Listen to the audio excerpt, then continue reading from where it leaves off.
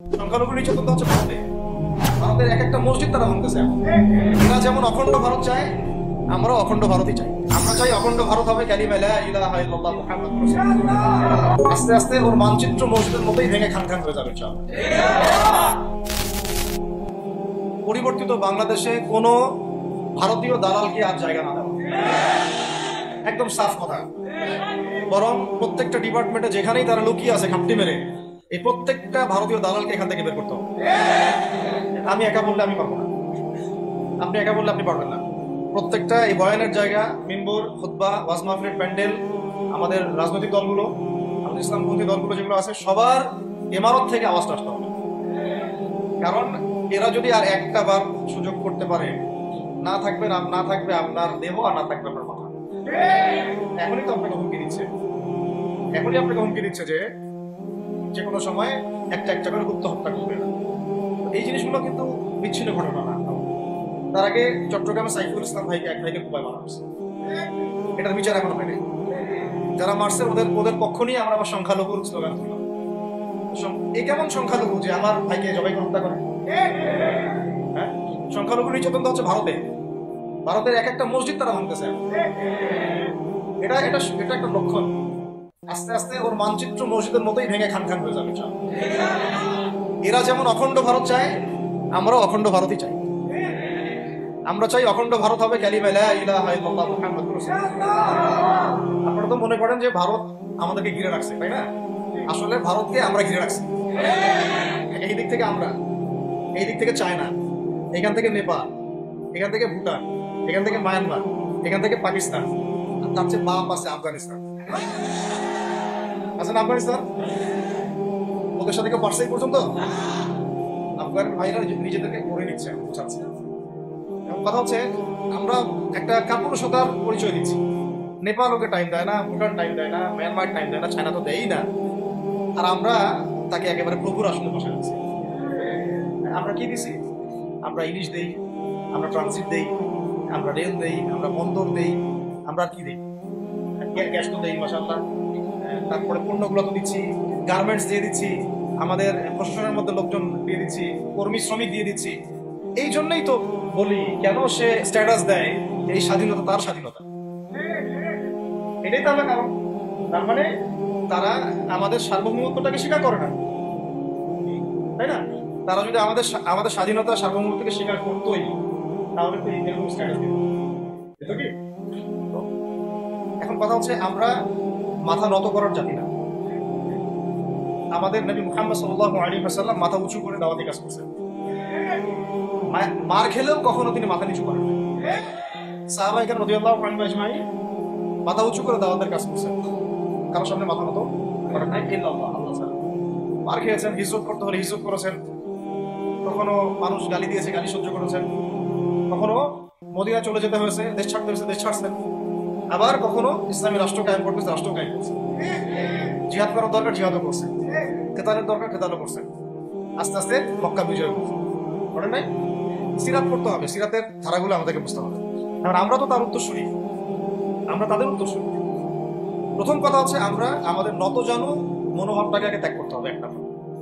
আর অতীতের জীবনের যে ভুল ত্রুটিগুলো দ্রুত সংশোধন করতে হবে। এখন আর আমাদের হাতে অনেক লম্বা সময় আছে এমন না। কত কি যে দ্রুত হয়ে যাবে আপনি হয়তো ভাবতে পারেন। বিশ্বটা খুব দ্রুত চেঞ্জ হচ্ছে। এই অল্প সময়ের মধ্যে আফগানের ভাইরা দাঁড়ায় গেছে, অল্প সময়ের মধ্যে সিরিয়া দেখলেন যে পরিবর্তন হয়ে যাচ্ছে। তারপরে আপনি কয়দিন পরে দেখবেন ইনশাআল্লাহ যে আপনার প্যালেস্টাইনের অবস্থাও পরিবর্তন হবে ইনশাআল্লাহ। তখন এরা আবার কি বলবে? যোদ্ধা। তখন কি বলবে? যোদ্ধা। এখন বলতেছে বিদ্রোহী, বলতেছে সন্ত্রাসী। হ্যাঁ, তো একটা বিষয় আগে বলে নেই, এটা বোঝা দরকার আছে যে দেখেন, ফিলিস্তিনের যে অবস্থা চলতেছে সেখানে কিন্তু আমাদের তাবলিগের মেহনতটা মূল না, সেখানে আমাদের জিহাদের মেহনতটা মূল, তাই না? বিষয়টা ওখানে তো সবাই ওখানে বোম পড়তেছে, ওখানে কি সবাই তাবলিগের মেহনত করবে না অস্ত্র হাতে নেওয়া ফরজ? এটা বোঝার জন্য আপনার তো মুফতি হওয়ার দরকার নেই। হ্যাঁ, আবার যখন আফগানে আমেরিকা হামলা চালাইছিল, তখন কি শুধু তাবলিগটা ফরজ ছিল না ওদের হামলা প্রতিরোধ করা ফরজ ছিল? ফরজ ছিল। একই অবস্থা সিরিয়াতে হয়েছে। কিন্তু বাংলাদেশে এখন সেই অবস্থাটা নাই। কিন্তু বাংলাদেশে তাবলিগের মেহনত, আমর বিল মারুফ নাহি আনিল মুনকার মেহনত চলবে। মানে তাবলিগের মেহনত, দাওয়াতের মেহনতটা চলবে। যদি যদি কখনো বাংলাদেশে দেখা যায় যে দেশের শত্রুরা বা দিনের শত্রুরা বা উগ্রবাদীরা এই দেশের স্বাধীনতা সার্বভৌমত্বের উপর আক্রমণ করে, তখন কি আমাদের উপরে জিহাদ ফরজ হবে কিনা? এখন যদি তাই হয়, এখন আপনাদের কি মনে হয় এটার সম্ভাবনা আছে না নাই? এটুকু ইন্টেলেকচুয়াল অবস্থা তো আপনাদের আছে, এটার সম্ভাবনাও হতে পারে, আজও কালও হতেই পারে। তখন আমার প্রিপারেশনটা কি হবে সেটা আমাকে এখন জানতে হবে। আমার প্রিপারেশনটা কি হওয়া উচিত? প্রথম প্রিপারেশন হওয়া উচিত আগের সমস্ত জিন্দগিতে যা করছি নিজেকে আল্লাহর দিকে ফিরাই নিয়ে আসে। এটা প্রথম কাজ। যে আল্লাহর দিকে ফিরে আসে নাই, তার সাথে না জিহাদের সম্পর্ক আছে না সে তো আল্লাহর পথেই নাই। তো প্রিয় যুবক ভাইরা, আগে প্রথম কথা হচ্ছে আগে আপনি আল্লাহর দিকে ফিরে আসেন। দ্বিতীয় কথা হচ্ছে এরপরে আমাদের প্রয়োজন শারীরিক প্রস্তুতি। শারীরিক প্রস্তুতি যেমনটা বললাম যে কোনো অবস্থাতেই আলেম ওলামাদেরকে, দায়ীদেরকে, মুফতিদেরকে, মুহাদ্দিসদেরকে, মাদ্রাসার শিক্ষকদেরকে, খতিবদেরকে ভিতরে ঢুকতে দেওয়া যাবে না। কারণ আপনাদেরকে যদি ভিতরে নিয়ে যাওয়ার স্কোপ পায় তারা নতুন করে আবারও কেউ, তাহলে অসুস্থ রাখবে না, ফিজিক্যালি আপনি ঠিক থাকতে পারবেন না। অতএব একটা সামাজিক প্রতিরোধ গড়ে তুলতে হবে সবসময়। মানে একটা এলাকার মধ্যে একজন আলেম আছেন, সে আলেমকে এলাকা থেকে নিতে পারবে না, তাকে নেওয়ার আগে 100 জনের উপর গুলি চালাইতে হবে, এমন একটা মুভমেন্ট থাকতে হবে। প্রতিবাদ না করলে আপনি বান্দরবনে যান, বান্দরবনের পাহাড়ি এলাকায় গিয়ে কোন একটা পাহাড়ি লোককে উঠাই নিয়ে আসেন, দেখি কত বড় সমস্যা। আর্মি পর্যন্ত পারে না। কি পারে না? সেনাবাহিনী পারে না। পারে? পাহাড়িরা ওখানে ঐক্যবদ্ধ হয়ে যায়, ওদের মহিলারা ঝাড়ু নিয়ে সামনে চলে আসে। এই আমাদের বান্দরবনের কথা বলছি। ওখানে যে কুকিচিং একটা ফ্রন্ট গঠন করছে সশস্ত্র বিদ্রোহীরা, ওই অংশটুকুকে নিয়ে একটা মাস্টার প্ল্যান আছে ওদের। ওই অংশটুকুতে তারা খ্রিস্টান রাজ্য বা আলাদা একটা পাহাড়িদেরকে নিয়ে একটা রাষ্ট্র প্রতিষ্ঠা করতে চায়। এটা ওদের স্বপ্ন। এই উদ্দেশ্যে তারা হাঁটতেছে এবং তারা অস্ট্রেলিয়ার ভাষায় কথা বলে। ওখানে তারা পতাকা বানাইছে, মানচিত্র বানাইছে। এমনকি লাস্ট টাইম আমরা ওখানে গিয়ে শুনলাম যে মুদ্রাও নাকি বানাচ্ছে। মুদ্রা বুঝতেছেন বিষয়টা কত ডিপ? আমাদের রাষ্ট্রে যে কত সমস্যা, আর জানি না যারা দায়িত্বে আছে তারা কি করতেছে, আসলে কোন দিকটা সামাল দিচ্ছে? অর্থনৈতিক দিকটা দেখবে না এই পাহাড়ি এলাকার সমস্যাগুলো মেটাবে, নাকি আমাদের মুসলিম উম্মার অভ্যন্তরীণ সমস্যাটা মেটাবে, না শহীদ ভাইদের খবর নিবে, না পঙ্গু ভাইরা যারা পড়ে আছে হাসপাতালে তাদের খবর নিবে? সিনেমা দেখতে বসে গেছে। কোন আক্কেলে সিনেমা দেখেন আপনি? সিনেমা দেখার সময় কোথায়? সিনেমা দেখার সময় কোথায়? এই যে যতগুলো ভাই শহীদ হয়েছে তাদের পরিবারের খোঁজখবর নেওয়া লাগবে না? এবং যতগুলো ভাই এখন হাসপাতালে কাতরাচ্ছে তাদের সঙ্গে হাজার হাজার ছাত্র ভাই, তাদের চিকিৎসা করানো লাগবে না? যত মানুষকে গুম করা হয়েছে ওদেরকে মুক্ত করা লাগবে না? তারাও তো জানে এটা অন্যায়, এবং যারা করে তারাও বলে এটা অন্যায়। যারা করে তারাও বলে এটা। এই বাংলাদেশকে যদি আমরা একটা মদিনা রাষ্ট্র বানাতে পারি, ইনশাল্লাহ কালকে গাজওয়াতুল হিন্দ হবে। ওটার জন্য রেডি আমরা। পাকিস্তানের কাছে কিছুই নাই, আছে খালি 10টা 12টা পারমাণবিক, তাতেই ভয়ে টাকা থাকে। চায়না খালি একটু ভয় দেখায় যে আগাইলে কিন্তু চিকেন দিয়ে দিব, আগাইলে কিন্তু চিকেন দিয়ে গিলে ফেলবো। চায়নার ওই ছোট ছোট যোদ্ধাদের কাছে যে মাইকটা খায়, আর আমাদের এখানে দেখা যায় যে সীমান্তের মধ্যে একটা কৃষকও যদি সীমান্ত থেকে দূরেও হাল চাষ করে, ওকে গুলি করে মারে। ফেলানি, ফেলানির কথা ভুলে গেছেন আপনারা? আমাদের বন্যা, এরকম কতগুলো মানুষকে সীমান্ত হত্যা করে মারা হয়েছে। আজকে গুগলে গিয়ে সার্চ করে দেখেন কতগুলো মানুষকে বিগত 15 বছরে সীমান্ত হত্যা করা হয়েছে। এখানে আমাদের স্বাধীনতার প্রশ্ন আসে না, এখানে গণতন্ত্রের কথা আসে না, সার্বভৌমত্বের কথা আসে না, না, বরং তারা ক্ষমতার জন্য ওদের কাছে ইমান বিক্রি করে দিয়েছে।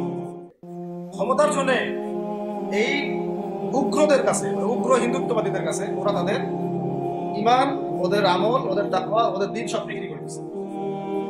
এই জন্য আমি আগে বলেছি একটা লেকচারে যে আমরা যদি বিরিয়ানি খেতে চাই, আপনি যদি বিরিয়ানি খেতে চান একটা পাত্র নেবেন কিনা? আচ্ছা, পাত্রটা যদি ময়লা থাকে খাবেন? পাত্র অনেক ময়লা আছে, আপনি ওইখানেই বিরিয়ানি ঢালবেন, তাহলে খাওয়া শুরু করবেন। সবার আগে আপনি কি করেন? এটাকে ধোন, পরিষ্কার করেন, তাই না? বাংলাদেশকে যদি আপনি ইসলামী রাষ্ট্র হিসেবে করতে চান, আগে এই দেশের মধ্যে যে পয়জন গুলো আছে এগুলোকে সমস্ত পয়জনকে ধুয়ে সাফ করতে হবে। তারপরে যে খেলাফা বা শরিয়া বা ইমারা, যেটাই আসুন, ইমারা এক জিনিস, খেলাফা আর এক জিনিস। আমি এক কথায় বোঝাচ্ছি ইসলামী রাষ্ট্র ব্যবস্থা। ইসলামী রাষ্ট্র ব্যবস্থা যদি ইসলামী রাষ্ট্র ব্যবস্থা তারপরে আসে, জমিন সাফ করার পরে, তখন সেটা সাস্টেইন করবে। আর যদি ময়লার মধ্যেই ইসলামী রাষ্ট্র কায়েম করতে চান, তখন হবে উদাহরণটা এরকম যে আপনি এই নোংরা ড্রেনের মধ্যে নেমে গায়ে সাবান মাখা শুরু করছেন, হাততে কোনো লাভ, বরং ওই নোংরাই আপনাকে খেয়ে ফেলবে। ঠিক আছে, ডেমোক্রেটিক সিস্টেমের মধ্য দিয়ে যদি আমাদের ভাইরা ক্ষমতা যেতে পারে, যাক না, সমস্যা কিছু নেই। এটা কতটুকু জায়েজ না জায়েজ, হালাল হারাম সুন্নাত, এদিকে আমি যাচ্ছি। এটা নিশ্চিত তারাও জানে এটা সুন্নাত না, তারাও জানে এটা কি না, সুন্নাত পদ্ধতি না। কারণ রাসূলুল্লাহ সাল্লাল্লাহু আলাইহি ওয়াসাল্লাম দাওয়াতের মধ্য দিয়ে এবং সশস্ত্র যুদ্ধের মধ্য দিয়ে মানে মক্কা বিজয় করেছেন। দাওয়াতের মধ্য দিয়ে তিনি মদিনা রাষ্ট্র কায়েম করেছেন। তারপরে মদিনা রাষ্ট্রকে বেস করে আস্তে আস্তে আরো রাষ্ট্রকে এক্সপেন্ড করেছেন। বদর, উহুদ, খন্দক, খায়বার এগুলো হয়েছে, আস্তে আস্তে মক্কা বিজয় হয়েছে। মূল ছিল আগে মদিনা রাষ্ট্রটা কায়েম করা। তো আমরা যে কোনো ভাবেই হোক মদিনা রাষ্ট্রটা আমাদের কায়েম করতে হবে। তারপরে ইনশাআল্লাহ তাআলা দেখবেন, হ্যাঁ, ওই অখণ্ড ভারত আমরাও কায়েম করবো ইনশাআল্লাহ। সংখ্যা নিয়ে কিচ্ছু না, ওদের সংখ্যাকে আমরা ভয় পাই, ওদের সংখ্যাকে ভয় পাওয়ার কিছু নেই, সংখ্যাকে ভয় পাওয়ার কিছু নেই। কারণ এই যে কোরআন, আমার সামনে যে কোরআনটা আছে, এটা দেখে একটু খারাপ লাগলো। কোরআনের যে অবস্থা, এটা কোনো কষ্ট দিল। কোরআনটা হবে চকচকা, এটা দেখে বোঝা যাচ্ছে এটা অনেকদিন কেউ পড়েই নেই। আপনাদের বাসায় যদি কোরআনের এই হালত হয়, তাহলে আমাদের দ্বারা দিন কেমন হবে? আপনার কোরআনের হালত হবে এমন যে কোরআনে এক বিন্দু পরিমাণ কোনো ময়লা নাই, প্রত্যেকদিন আপনার হাতের স্পর্শেই ময়লা দূর হয়। তখন এই কোরআন আপনার পক্ষে কথা বলতে চান না। ভাই, কোরআনের কাছে চলে আসেন, আর দেরি করেন না, সময় নাই। আল্লাহ পাক সবাইকে কবুল করেন, আমিন।